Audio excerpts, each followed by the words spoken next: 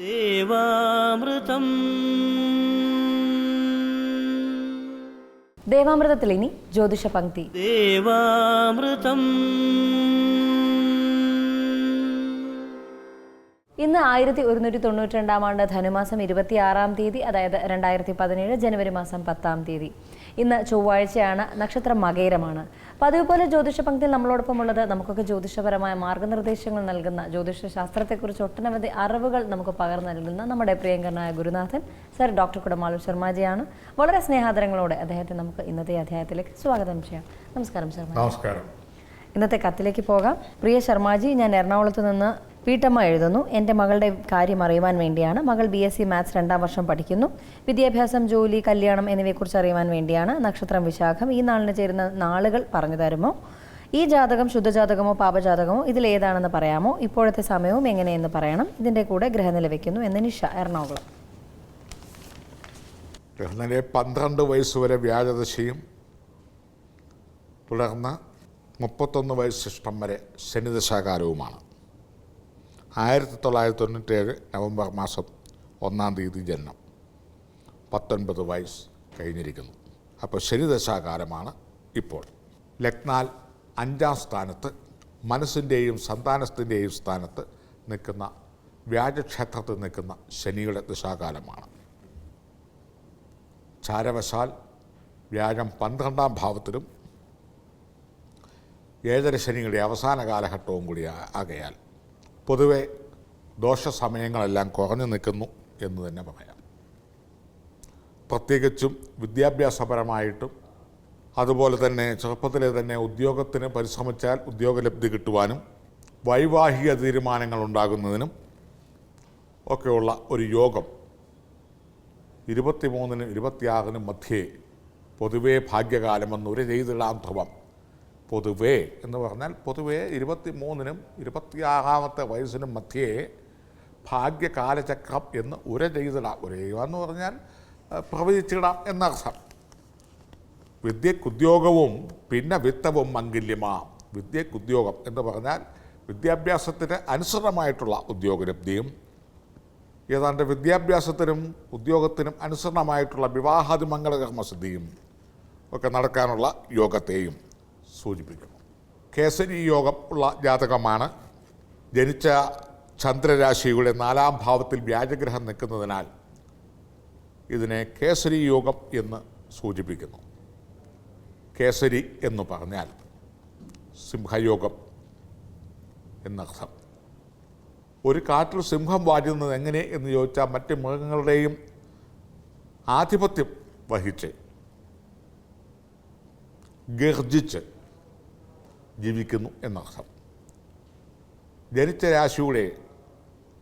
രാശിയിലാണെങ്കിൽ സ്വപ്രയത്നം മൂലവും, ജനിച്ച രാശിയുടെ 4-ാം രാശിയിലാണെങ്കിൽ മാതൃവഴി ബന്ധുക്കളെ കൊണ്ടുള്ള ഗുണങ്ങൾ കൊണ്ടും, ജനിച്ച രാശിയുടെ 7-ാം രാശിയിലാണ് വിവാഹാദി മംഗളകർമ്മസിദ്ധി കൊണ്ടും, ജനിച്ച രാശിയുടെ 10-ാം രാശിയിലാണെങ്കിൽ ഒരാൾക്ക് കിട്ടുന്ന ജോലി കൊണ്ടും, അല്ലെങ്കിൽ ഒരാൾ ചെയ്യുന്ന സേവന വേതന വ്യവസ്ഥിതികൾ കൊണ്ടും, ഒരാളുടെ കർമ്മരംഗങ്ങൾ കൊണ്ടും ആയിരിക്കും ഈ ആളിന് കേസരി യോഗം ലഭ്യമാകുക. ഒരു വരുമാന ഉറവിടം, സ്രോതസ് ഉണ്ടാവണമല്ലോ, അല്ലെ ഒരു ഭാഗ്യത്തിൻ്റെ ഉറവിടം ഉണ്ടാവണമല്ലോ. അതിൻ്റെ സൂചനകൾ വരുന്നത് മാതൃവഴി എന്നർത്ഥം ഈ ജാതകത്തിൽ. പക്ഷേ ഇങ്ങനെയൊക്കെ ആണെങ്കിൽ തന്നെയും സിംഹയോഗം എന്ന് പറയുന്നത് സാധാരണ നിലയിൽ ഒരു കൊലകൊമ്പനെ പോലും മസ്തകം അടിച്ചു പൊട്ടിച്ച് കൊമ്പ് കുത്തിച്ച് അതിന് മേൽ ഗർജിച്ച് ആനയെപ്പോലും തല്ലി കൊന്ന് ജീവിച്ച് മുന്നോട്ട് പോകുന്ന യോഗമാണ് സിംഹത്തിൻ്റെ റോള്. അതായത് ആനയ്ക്കാണ് കൂടുതൽ ശത്രുത സിംഹത്തെ കൊണ്ട്. മറ്റു മൃഗങ്ങൾക്കുണ്ട്, എന്നിരുന്നാലും ആനയ്ക്കാണ് കൂടുതൽ പേടി. ആന കൊമ്പ് കുത്തി കൊടുക്കുമെന്നാണ് മസ്തകം തല്ലിപ്പൊട്ടിക്കുക. അത്രയ്ക്ക് ഭയമാണ്. അതായത് ഒരു എലിക്ക് പേടി പൂച്ചയാണ്. അത് പ്രകൃതിദത്തമായിട്ട് തന്നെ അങ്ങനെയാണ്. അപ്പോൾ കേസരി യോഗമുള്ളവർ താമസിക്കുന്ന നാട്ടിൽ അവർ ചുറ്റുപാടുമുള്ള മനുഷ്യരുടെ മേൽ ഗർജിച്ച് ജീവിക്കുമെന്നാണ്. എന്ന് പറഞ്ഞാൽ അലർ ജീവിക്കും എന്നാണ് അതിൻ്റെ അർത്ഥം. അലറുക എന്നുള്ള പഴയ ഭാഷയാണ്. ഇന്ന് ഒബേ ദ ഓർഡർ എന്നർത്ഥം, അതായത് അധികാരിയായിത്തീരും, കോളിംഗ് ബെൽ എന്നർത്ഥം. ആജ്ഞാനുവർത്തികളുണ്ടാവും, അതായത് ശിഷ്യഗണങ്ങൾ, അതായത് സെർവൻസ്. ഇതൊന്നും കൂടാതെ എന്നാൽ യോഗമില്ലേ എന്ന് ചോദിച്ചാൽ ഉണ്ട്. സാമാന്യം തൃപ്തികരമായിട്ട് ഉള്ള 23-26 മധ്യേ അതാത് കാലഘട്ടങ്ങളിൽ വിഷമിക്കാതെയും മറ്റ് ബുദ്ധിമുട്ടുകളില്ലാതെയും യൗവനകാലത്ത് തന്നെ വിവാഹവും ഉദ്യോഗവും ആഗ്രഹിക്കുന്നതിന് ഓടുകൂടി തന്നെ ഒരു ചെറിയ കെട്ടിടവും അതുപോലെ തന്നെ മാസാമാസം ശമ്പളവും ആരെയും പരാശ്രയങ്ങൾ കൂടാതെ പരാന്നഭോജിയാവാതെ ജീവിക്കാനും ആരുടെയും മുഖിയാതെ ജീവിക്കാനുള്ള ഭാഗ്യങ്ങളും സ്വതദ്രവ്യങ്ങളും ഒക്കെ ഉണ്ട്. ജീവിക്കാനുള്ള ഭാഗ്യങ്ങളും അതുപോലെ തന്നെ അത്യാവശ്യം ചില സേവനറ്റുകളും ഒക്കെ ഉണ്ടാവാനുള്ള ഭാഗ്യങ്ങളൊക്കെ ജാതകത്തിലുണ്ട്. ഇതും കഴിഞ്ഞ ദിവസത്തെ കത്തിൽ പറഞ്ഞ പോലെ വ്യാഴഗ്രഹം മകരരാശിയിൽ നിൽക്കവേ വ്യാഴഗ്രഹത്തിന് ശക്തിയില്ലാത്ത ഒരു കേസരി യോഗമാണ്. എന്താണ് അങ്ങനെ വന്നത്? ഒരു പ്രായം ചെന്ന് ഗർജിക്കാനും നടക്കാനും ചാടാനും മറിയാനും കാട് കുലുക്കി ജീവിക്കാനും ഒന്നും വയ്യാത്ത മൃതപ്രായനായി കിടക്കുന്ന ഒരു സിംഹമാണെങ്കിൽ ആ സിംഹത്തിൻ്റെ യോഗം എന്തായിരിക്കും? കേസരിയാന്ന് പറഞ്ഞിട്ട് കാര്യമുണ്ടോ?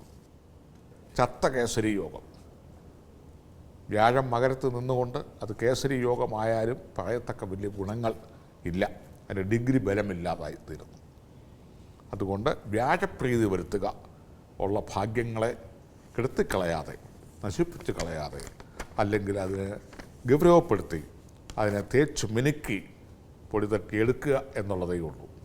ആയതിനാൽ കഴിഞ്ഞ എപ്പിസോഡുകളിൽ പറഞ്ഞ പോലെ തന്നെ സ്ഥിരമായി മഞ്ഞ പുഷ്യരാഗരത്നം ധരിക്കുകയും വ്യാഴാഴ്ച ദിവസം കഴിവതും മഞ്ഞ അല്ലെങ്കിൽ റോസ് കളർ വസ്ത്രധാരണങ്ങൾ ചെയ്യുകയും മഹാവിഷ്ണുവിന് മഞ്ഞപ്പട്ട് ദാനം ചെയ്യുകയും അല്ലെങ്കിൽ ഉടയാട ദാനം ചെയ്യുകയും കഴിവതും വ്യാഴാഴ്ച ദിവസങ്ങളിൽ കാരുണ്യപ്രവർത്തനങ്ങൾ, പുണ്യപ്രവർത്തനങ്ങൾ, അന്നദാനാദികൾ ഒക്കെ ചെയ്തു വരികയും അതുപോലെ തന്നെ പുരുഷ സൂക്തം എന്ന് പറയുന്ന കർമാനുഷ്ഠാനങ്ങളും ചെയ്യുക നല്ലതാണ്.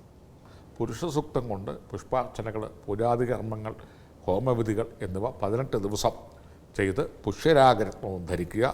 ഈ പറഞ്ഞ പോലെ ചെറുപ്പത്തിലെ വിവാഹം, നല്ല ബന്ധം, ഉദ്യോഗലബ്ധി ഇതിനൊക്കെയുള്ള യോഗം ഉണ്ട്. വ്യാഴം മങ്ങി നിൽക്കുന്നത് കൊണ്ട് ആ കേസരി യോഗത്തിന് വലിയ ഫലമില്ല.